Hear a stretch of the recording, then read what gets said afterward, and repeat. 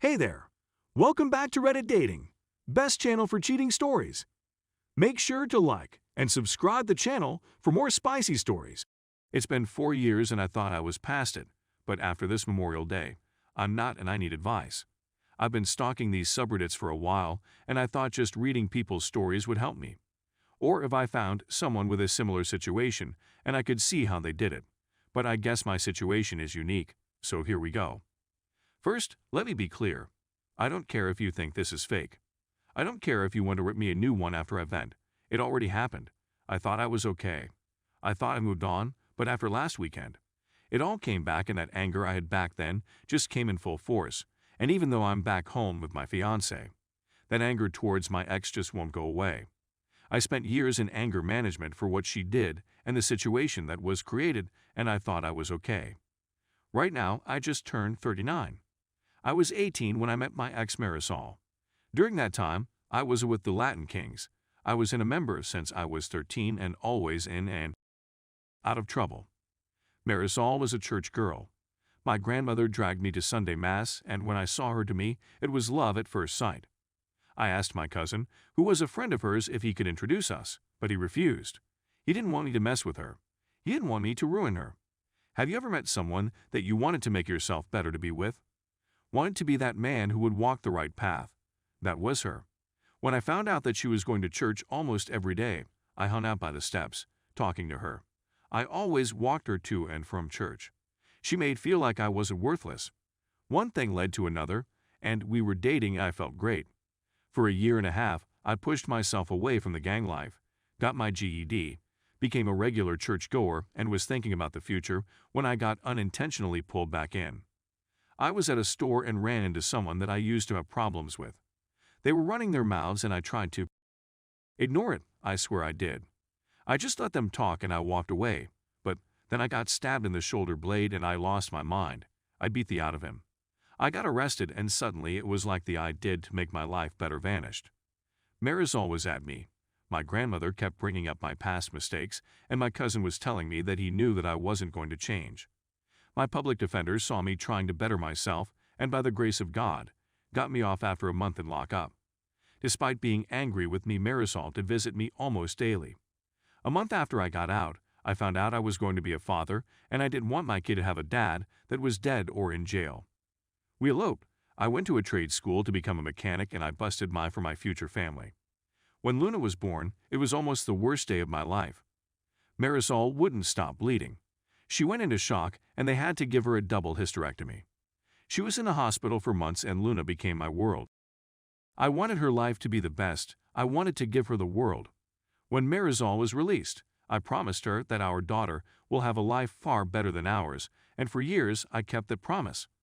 I saved enough money to move us to the suburbs, became homeowners. I was Girl Scout leader, if you could believe that. I made sure Luna went to private school, made sure she knew how to defend herself, and always made sure I was the perfect husband. I didn't know my parents. Didn't have a positive male role model in my life, so I didn't know what a healthy relationship looked like. That's a lie. TV dads were my male role models and I mimicked them and the marriage they had on TV. As the years went by, I owned my own garage. My cousin became a pastor, my grandmother was still a pain, and my relationship with my wife was stronger than ever.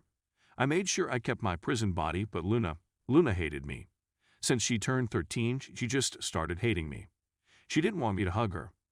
Rolled her eyes every time I told her I loved her. Ignored me when I asked her about her day in school. It hurt me, and Marisol saw it. She told me that she's a teenager and that I should just let it ride.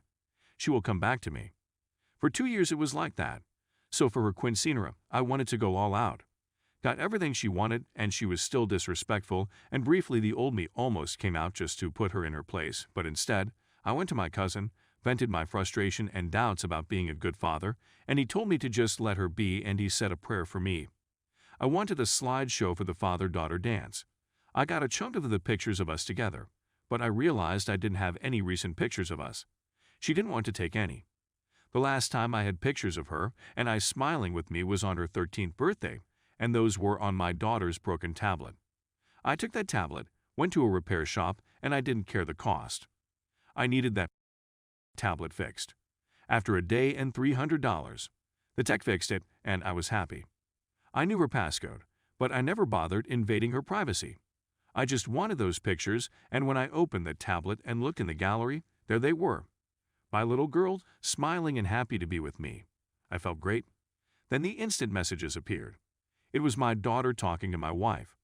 It was a long banter that she didn't want me to dance with her, and it did hurt, but like my wife said, she's being a teenager. Then she said something that destroyed me. She texted why she had to do the father-daughter dance with me since I'm not her father. I felt my heart stopped, I got dizzy, my mouth dried up, and I needed to sit down. My wife responded that I raised her, I loved her, and that makes me her father. But Luna responded by saying that my cousin is her father, and she can't wait for her to turn 18 so she could tell me the truth and she could live with her real dad. That she hated me, that she thanked God that I'm not her father. Marisol began cussing her out, saying that it was a mistake for my cousin to tell her the truth 2 years ago, and the more they talked, the angrier I was getting. My wife lied to me for 15 years. My cousin knew I confide my issues about Luna and my fears about being a bad father, not only my wife, but had me raise his child. I wanted to hurt them.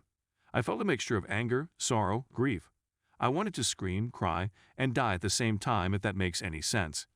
I went to a dark place, and so I wouldn't do anything. I told Marisol that I needed to focus on work so I could pay the quints, and instead I drove to Manhattan and saw my old public defender, who wasn't a low-level attorney anymore. He had a nice expensive firm near Midtown East. I was surprised that he remembered me, but apparently I was his first case as a public defender. We sat down and I told him everything. Gave him the tablet, and when he turned it on, the messages just kept coming. Only this time, Luna was talking to my cousin, her real father, and he was telling her to give me a chance. How I was always there for her, but Luna told him that so was he. How it makes sense that they have so much in common, and even called him Pappy multiple times in their conversation, and he responded and told her that she was his little girl. We went through our options, and he asked me what do I want to do? And I told him that I wanted to go full scorched earth. I wanted to poison the well, and he asked me several times if that is what I wanted and nodded. I also told him that everything had to be filed before the quints in 2 weeks. So we sat down and spent the next 12 hours on what was needed to be done, and I followed his instructions to the letter. I secretly placed my business for sale, called the private school and told them that I will not be paying for next year, closed the college accounts and the savings that I had for Luna, and prepared to place my house for sale online.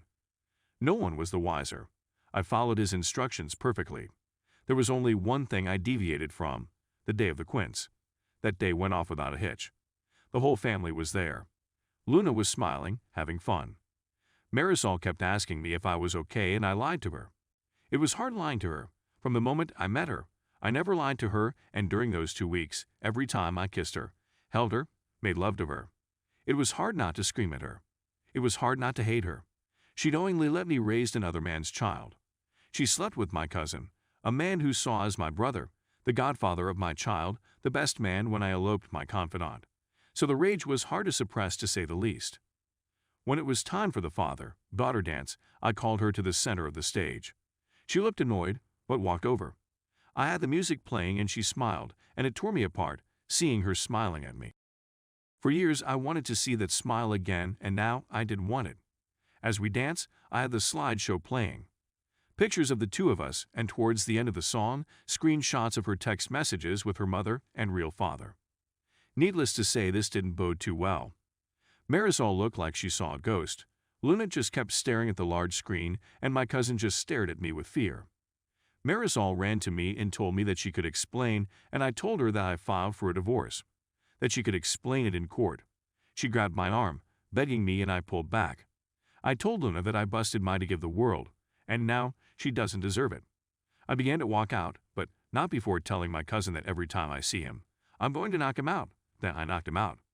The aftermath was harsh. Marisol and Luna was at my grandmother's apartment. Her family was shocked and disgusted with her. They wanted nothing to do with her. Her father actually apologized to me. I don't know why. He never liked me despite turning my life around. That man hated me, but now I was the perfect husband and father. But just a few days prior, I was the former piece of my grandmother, had the audacity to tell me about the story Abraham, and how when came back from battle 3 years later, his wife had a 1-year-old child and he raised him as his own, and how I should be like Abraham. So I told her to get thee out of my house. Marisol came a few days later, crying as soon as she saw me, telling me that it was an accident. That when I was arrested she was so angry at me and my cousin was there to console her, and one thing led to another, and they had it happened only one time and she was faithful to me ever since. She was willing to take a lie detector test to prove it. So I asked her how long she knew Luna wasn't mine, and she started crying more. That look she gave me just told me that she knew from day one, and asked her to leave. She wanted to go to counseling, telling me that I'm overreacting and we could make it work. It was in the past and I needed to get over it.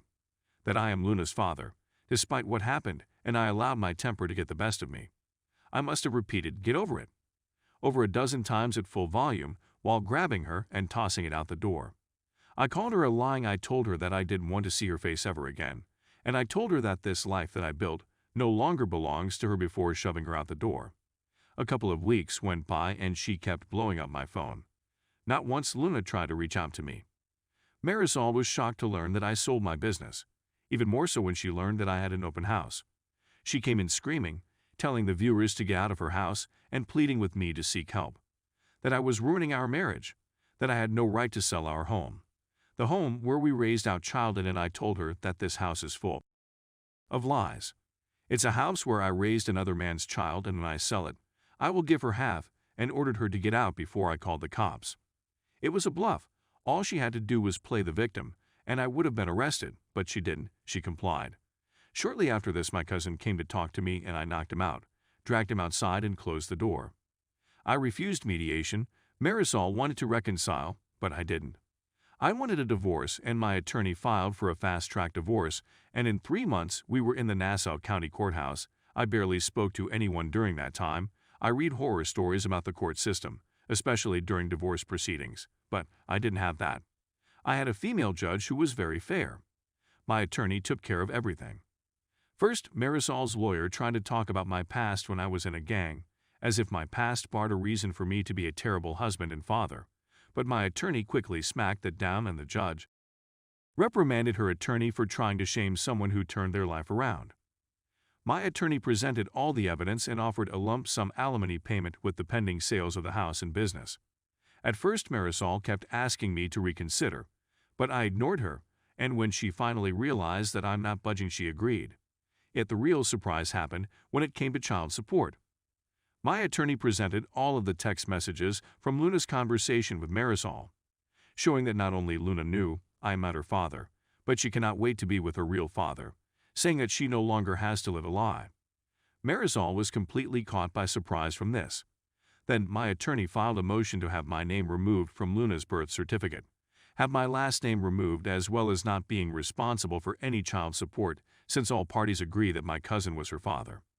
Marisol was shocked by this. She yelled at me, begged me not to do this to Luna, that I am her father because I raised her, and as pathetic as I may sound right now, but if Luna didn't act that way towards me, if she didn't say those things, I would have agreed. There were moments that I wanted to reach out and try to make it work, but then I would look at Luna's continuing text messages to her friends, her real father and mother, and I refocus on my resolve. Till this day, I don't know what hurts the most. Being lied to by a woman who you thought was the love of your life, or having a child who you try to make their lives better, to give them the world, just toss you aside like trash. The judge was quiet for a long while reading page after page after page of the text messages. In the end, she agreed. I was not financially responsible for Luna, and my name could be removed. My attorney also filed a motion for the courts to go after my cousin to pay for child support, and a motion to sue my cousin in civil court for all the money I have spent raising Luna, the private schools, dance classes, Girl Scouts, or spec lessons. Everything I have ever spent on that child, and after my attorney explained to the judge that my cousin committed fraud for knowingly allowing me to raise his daughter and not offer any financial support or assistance. It was a Hail Mary, and the judge agreed. I didn't bother looking at Marisol when the judge made her decision. I didn't bother listening to her as I walked out the courthouse. I didn't care as I heard her cry. Her telling me that she only cheated one time and was faithful ever since. I just didn't care anymore. A few weeks later, my ex called me, shocked that I stopped payments on Luna's private schools and all of her activities, and told her to call her baby daddy before hanging up. Even Luna called me first time since this entire ordeal, and she calls me crying that she has to go to public school, that they were moving to the old neighborhood and how scary it was and how she wanted us to be a family again.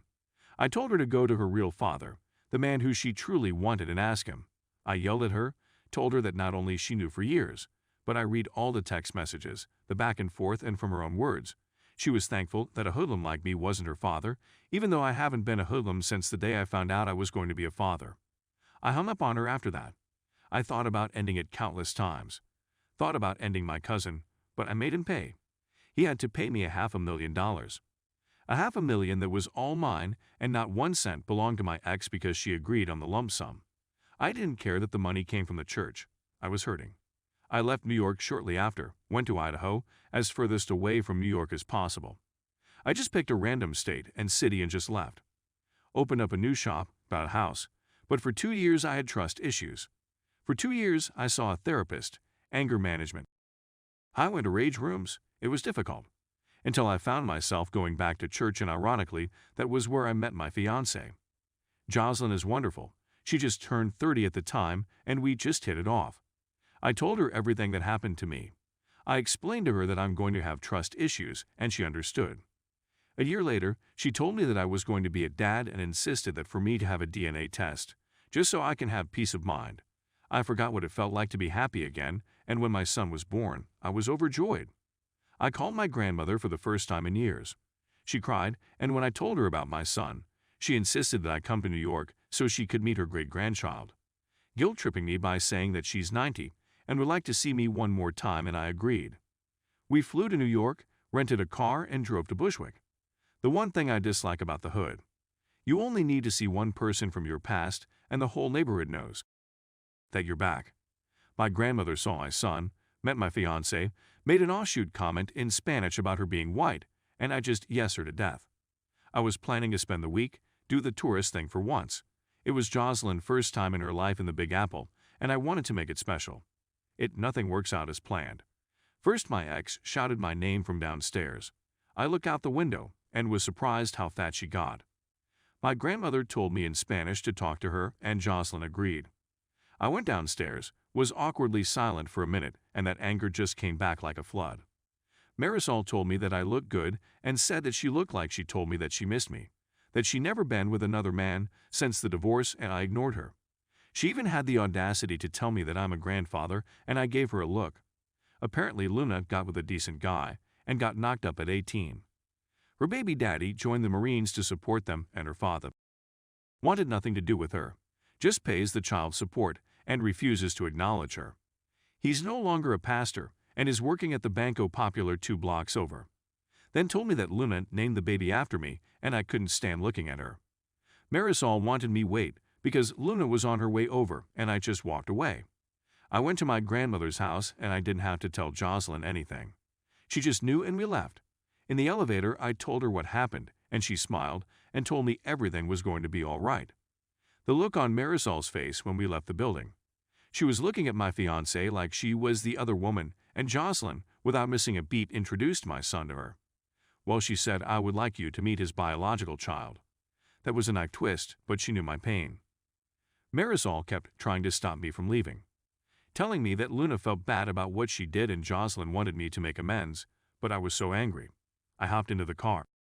Ignoring Marisol's pleads, and Jocelyn told me to extend an olive branch, so I gave her my number so Luna could call me, and left. At the red light, I saw my cousin by the Cachafrito stand, and I don't know what came over me. I got out the car, ran up to him, and beat the out of him. Jocelyn was screaming, telling me to stop, and when we locked eyes, I could see the fear. I spit on him and left. I'm back home, working, being a dad, and a good fiancé to a beautiful woman. Yet since going back, when I'm alone with my thoughts, the anger comes back. Luna did text me with a picture of her smiling with her son and telling me that she was sorry for what she did. Yet I don't know if she's sorry that she missed me, or if she's sorry because the man she wanted to be her father wasn't the man she thought he was. I'm so confused, and I'm scared to reach out to her. I want to get past this. I want to move on. My family was my everything. My daughter was my world. Even after these years, it still hurts. It still makes me angry, but I know I need to move on, but it's hard. I want to reach out to Luna, but I'm so scared. I have people telling me to let her back in, but all I could think about are those text messages and the lies. The constant lies. I need help and my usual methods are not working. Thank you for reading this.